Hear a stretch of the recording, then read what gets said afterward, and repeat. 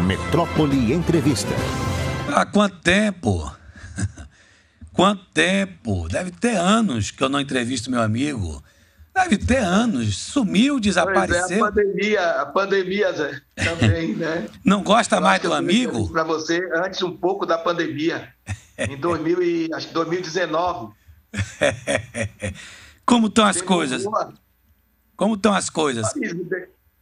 Caminhando com essa situação de dificuldade, com essa pandemia que vai e volta, quando a gente pensa que está livre, ela retoma de novo, e nesse caso a todo vapor, né, com um grau de transmissibilidade elevadíssimo, né?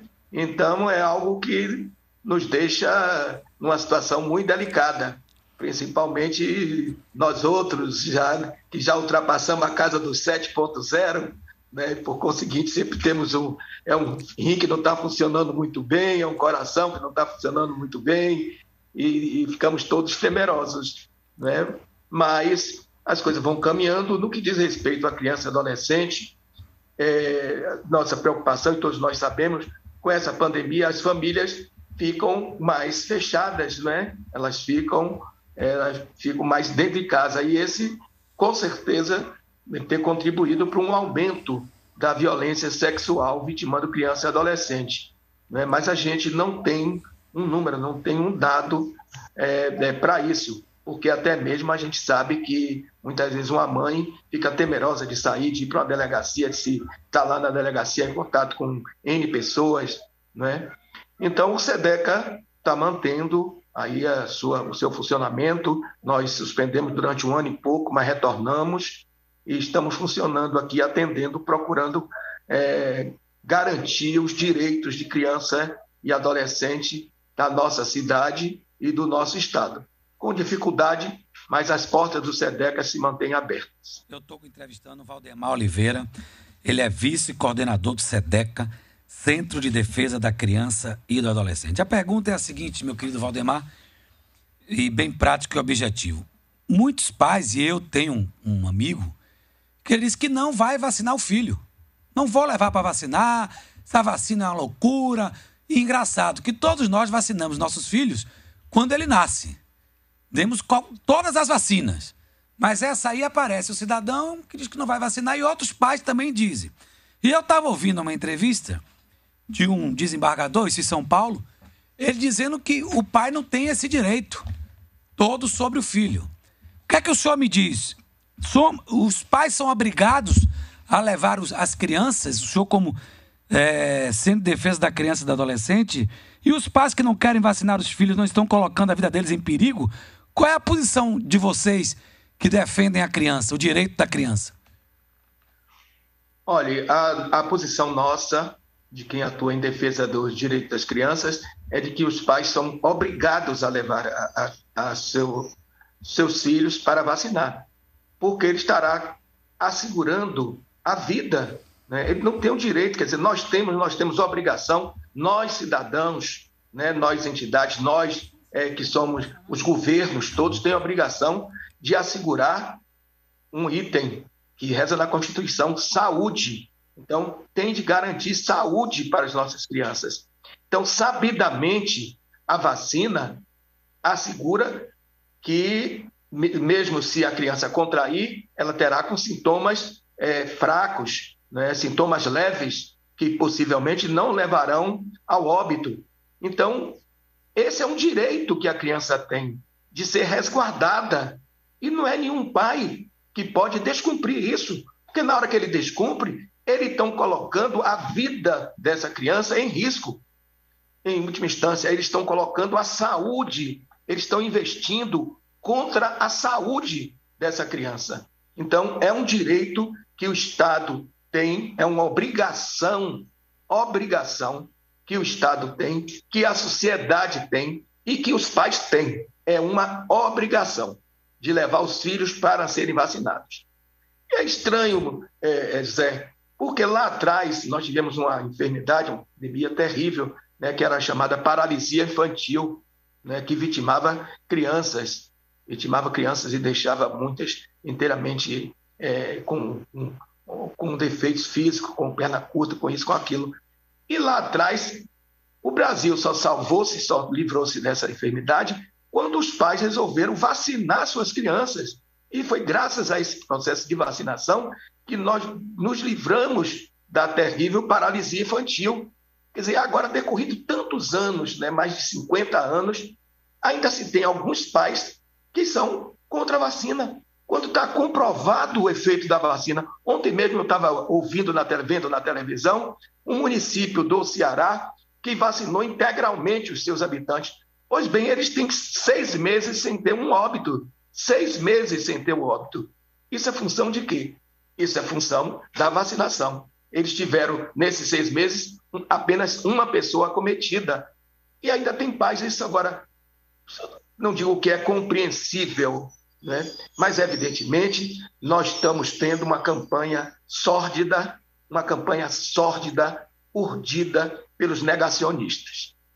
Infelizmente, aqueles mais vinculados ao presidente Bolsonaro, né, que é sabidamente contra a vacina, né, e os seus seguidores vão no seu caminho, entendeu? Contra a vacina. O que eu vejo nas redes de negacionistas são mentiras, são fake news terríveis, mentirosas, colocando dados falsos, entendeu? Dados falsos. E aí muitos pais incautos, entendeu? São levados a aderir a essa prática terrível, malsã, né, que coloca em risco a vida dos seus filhos. É preciso que os pais baianos, brasileiros, saibam que no mundo tem mais de quase 10 milhões de crianças nessa idade de 5 a 11 anos vacinadas. E não se tem nenhum resultado adverso. E aquele que tem é de pouca monta, né? Não é significativo. Então, no nosso entendimento, os pais são obrigados. E quando tiver, né, uma disputa, por exemplo, se a mãe tem a guarda e o pai tem lá, mas meu filho não vai vacinado, a mãe pega e vai lá, porque não é exigida a presença dos dois. A mãe pega e vai lá no posto e vacina. Idem para aqueles que os pais têm a guarda. A mãe dizer, não vacina, o pai vai lá e vacina. Agora, se no caso há uma controvérsia, entendeu? E eles moram na mesma casa e não se entendem, aí resta a mãe ou o pai recorrerem ao Ministério Público, né? Porque, como disse, né, a vacina é uma garantia de vida, né? Não garante que essa criança não vai ser infectada, como não garante também aos adultos. A gente vê vários adultos, eu mesmo tenho vários amigos e parentes, meu filho mesmo vacinado 2 vezes, contraiu a vacina, contraiu o Covid, mas contraiu de que forma? Uma forma muito leve, uma dor de cabeça, uma febrezinha e tal, que com 3 dias ele já estava em forma, ao contrário de outros negacionistas, né, que eram contra a vacina, e está aí um exemplo maior, né, o Olavo de Carvalho acaba de falecer ontem, nada que a gente está se vangloriando, mas evidentemente tinha de servir como exemplo. O que tudo indica, ele morreu de Covid. Por quê? Ele tinha mais de 70 anos, 74 anos, e não se vacinou. Pagou caro, como muita gente tem pago caro, Zé. Mais de 80, salvo engano, 87% das pessoas que estão hospitalizadas é porque ou não tomaram vacina ou tomaram apenas uma dose. Valdemar? Tem. Diga. Não, eu conheço, e aí eu quero saber a sua opinião. Bem rápido, porque o programa já está terminando e tem 300 mensagens aqui, você vai ter que voltar para me dar entrevista.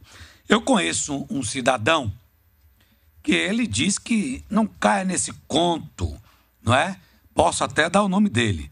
E não caia nesse conto, não leve seu filho. E traz sites que ninguém conhece, que ninguém nunca viu, sabe? Ele é um cara até culto, mas entra nesse negacionismo. E ele diz que não vai levar o filho dele para vacinar.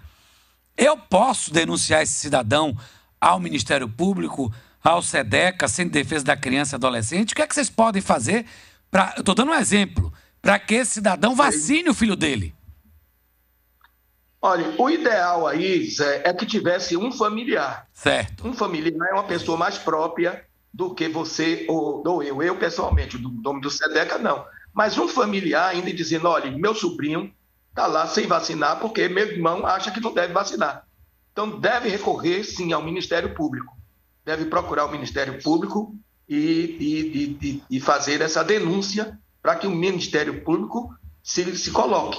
E tenho certeza absoluta que o Ministério Público do Estado da Bahia ou o Ministério Público Federal vai se colocar a favor da obrigatoriedade dele vacinar a família, porque ele não pode decidir, entendeu? Ele, pai, decide pela vida de uma criança. A criança tem 8 anos, ele perguntou à criança se queria se vacinar, ele explicou tudo à criança, quer dizer, ele decide por ele que a criança não vai ser vacinada, aí a criança adoece e morre, sem que essa criança tenha noção exata, perfeita, né, dos males a que essa decisão do pai colocou ele. Então, eu sugiro, aconselho que em todos esses casos, né, se denuncie. E no caso que não tenha parente, acho que um vizinho, uma pessoa conhecida, deve sim. Eu, se souber de alguém que não está vacinando, tiver os dados, eu acionarei, via SEDECA, acionarei o Ministério Público. E estou convicto de que é uma obrigação. Uma obrigação, não é uma condição. Posso vacinar, não. É uma obrigação. Ótimo saber. E você já explicou aí no caso em que os pais são separados, um quer vacinar, o outro não quer. Mas, e agora? Eu quero, mas ela não quer. E aí? É como eu disse, se for a mãe que tiver a guarda, o pai, eles convivendo em casa diferente, ela vai e leva e vacina, e quando ele souber, o menino já está vacinado, entendeu? Não é exigida a presença dos dois pais, é exigida a presença de um responsável. Então, a mãe vai, porque eu não quero que ele vacine, sim, mas eu quero que ele vacine. Vai e leva e vacina, entendeu? Agora, se conviver na mesma casa, se estiverem convivendo e tiver essa divergência, aí cabe aquele que é favorável à vacinação recorrer ao Ministério Público. Aí tem que dizer, olha, tá bom, nós não conseguimos um acordo, o Ministério Público que decida por nós se deve ou não deve. E aí recorrer ao Ministério Público, né, para que o Ministério Público tome a decisão. E, repito, tenho certeza que a decisão será pela obrigatoriedade da vacinação, porque isso é que salva vidas. Querido Valdemar, apenas para terminar, não poderia deixar de tocar no assunto do menor infrator, certo? Como é que você está com esse estatuto do menor infrator? A gente está vendo muito menor na rua. Você passa ali pelo centro da cidade e são menores furtando, menores roubando, menores cheirando cola, né? Menores que estão matando. Como é que vocês pensam em relação à punição ou não a esses menores?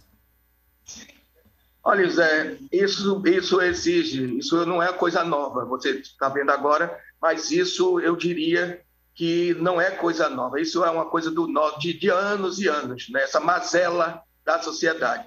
E você vê adolescentes nas ruas pedindo esmola, furtando, e em alguns casos adolescentes até se envolvendo com droga, porque o grande agravante dessa situação foi o aumento do consumo e da venda de droga, porque esses adolescentes que antes ficavam na rua, muitos deles foram cooptados pelo narcotráfico e estão a serviço do narcotráfico. São eles que ficam nos bairros, nas favelas, nas esquinas, com a cocaína, com a maconha ali, para entregar ao consumidor.